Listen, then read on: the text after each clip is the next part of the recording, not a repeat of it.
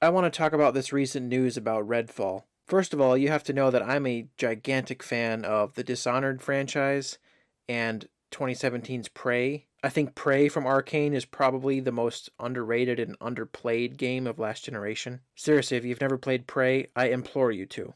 But because I love those games so much, this brings me to this news recently that has me a little worried about Redfall. So there's this article from GamePer.com. I think it's was reported elsewhere too, so it's not just from them. That says Redfall leaks indicate it's Arkane's take on a Borderlands-esque looter shooter. That's not what I wanted to hear. And I know, there's some backlash to this. Some people are like, give Arkane a chance. Let them go outside their wheelhouse. And I'm just sitting here like, well, hold on. Let me not get ahead of myself. I'll give my take after I read the article. So this was from a few days ago.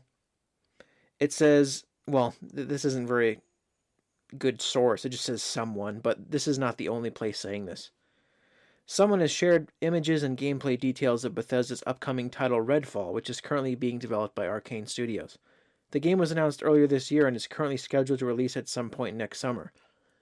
The leaker shared 14 screenshots that are slowly being taken down, presumably by Bethesda. We've chosen not to host the images, but have included the posts on Twitter where you can find them whilst they are still live. I haven't actually seen those yet. Oh, here they are. Leaked Redfall screenshots, a thread. Remember, these are from an early playtest build of the game and do not represent final quality. I'm not going to click on those right now. Let me finish the article. In addition to these images, several gameplay details were shared about this extremely early alpha build. Gameplay is said to resemble that of Borderlands, with players picking characters from a roster of preset heroes, each of which has their own abilities. The abilities allegedly resemble the power seen in the Dishonored series, so that's a good sign for that. But you could also say that about Deathloop, so this doesn't seem too much of a stretch. The world will be pocketed with missions and open for co-op or solo play. However, it will be a seamless open world similar to the Appalachian Wasteland in Fallout 76. Not sure you should be comparing your game to that game, but we'll move past that. The key focus with Redfall, unlike most of... Here's the part of it that I'm a little worried about. The key focus with Redfall, unlike most of Arkane Studios' games... When you say unlike most of their games, that's a bad sign, because I want their games to be like most of their games. That's why I go to Arkane. Will be on collecting new weapons to murder enemies with. Each character will have 3 abilities for you to use alongside any weapons you collect, allowing players to cause as much mayhem as they want. The game pits each hero against an army of vampires. Weapons will all be designed to kill vampires as efficiently as possible. The UV beam, for example, is the weapon from the trailer, which fires a concentrated beam of light at vampires to burn them to death. Meanwhile, the stake launcher is a machine gun that fires stakes into the chests of vampires. If these details are true, then this will be a big departure from Arkane Studios' normal brand of game. Yeah, and that's my issue with it. Shifting to a Borderlands-esque feel may detract from what makes the studio's games unique. Yes, that's exactly my point. But only time will tell if all these details make it into the final product. That's basically all they say about it. Well, actually, you know what? Let's take a look at these. Well, they've probably taken down by now.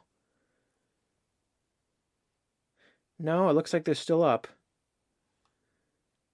Oh, interesting. He's like standing in front of a house. That looks like microtransactions. Uh-oh. I mean, that's to be expected. It's 2021. This looks like some kind of beach. Well, I mean, it's an early build of the game. It looks very, like, non-detailed, but you can't judge it yet. Loot Zoo. That looks like an untextured building. I wonder how this got out. Yeah, very Borderlands and Destiny-ish.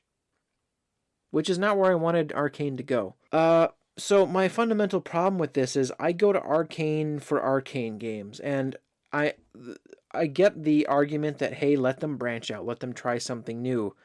But the problem is, well, that's like, okay, what if you had, I gave this analogy to someone else. It's like, what if you had the developers of Madden decide, hey, we want to try something different. We're going to try to make a Forza game. Like, you'd be confused, like, huh? You make football games, not racing games. Or if you had Infinity Ward make, I don't know, the next Animal Crossing. It wouldn't make any sense. Developers have their own wheelhouses. They make specific genres of games that people go to them for. I'm not saying Arkane can't like try something new. And I think they might have to. They might be a financial problem because unfortunately, and this is a crime against gaming, but unfortunately, I don't think Prey and the Dishonored games sold well, which sucks because those games are awesome. Like, I was really crossing my fingers that they would make a Prey 2, but I don't know if that's going to happen. And I mean, if you look at the pedigree of Arkane, I mean, here's their other games. Arx Fatalis in 2002. I've never actually played that, but I'd like to try it. Dark Messiah of Might and Magic. I don't know what Karma Star is. Then Dishonored 1 and 2, Prey, and Death of the Outsider. I like all those games. And then they helped with Young Blood, and then they did Cyberpilot. And now they're doing Deathloop. I will try Deathloop when that comes, because I don't have a PS5. And so I'll try it when that comes to Xbox. But even that game, I was like, I don't know, you're straying kind of away from what I love about Arkane. It seemed like it would be a smaller game, considering you just do the same thing over and over again, but I don't know, I haven't played it. And I haven't seen a ton of reviews on it.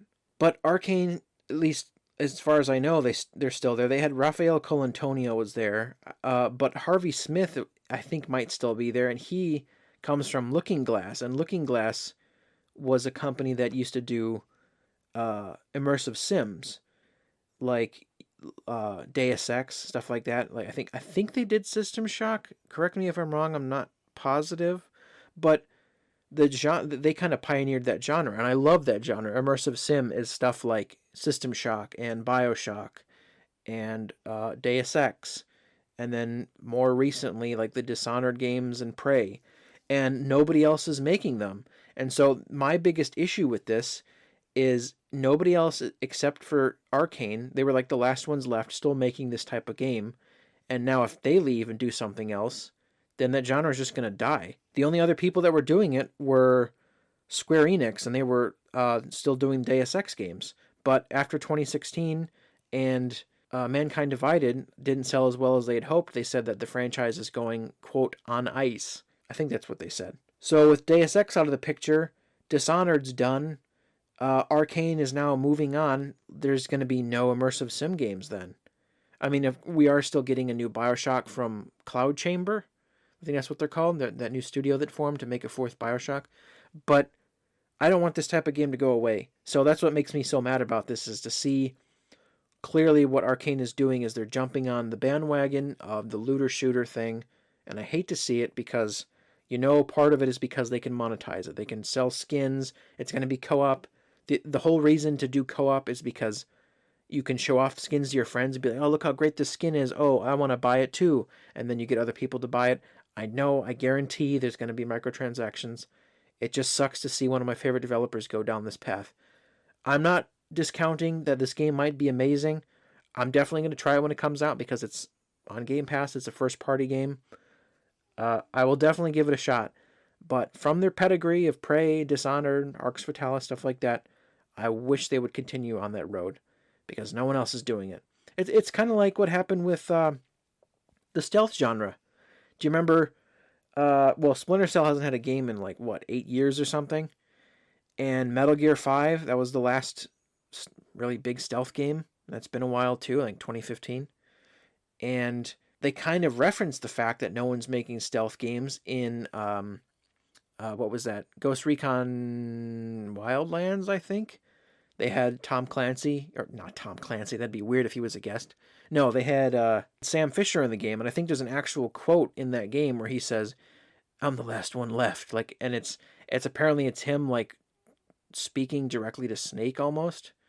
I've seen this reference out there where he's kind of it's almost like a meta reference to Snake being the last one or something. I don't know which game it was exactly, but basically saying, yeah, there's no more stealth games. So I don't want to see Arkane go down that path, but let me know in the comments, do you think that Redfall, one, are you going to play it and try it when it comes out?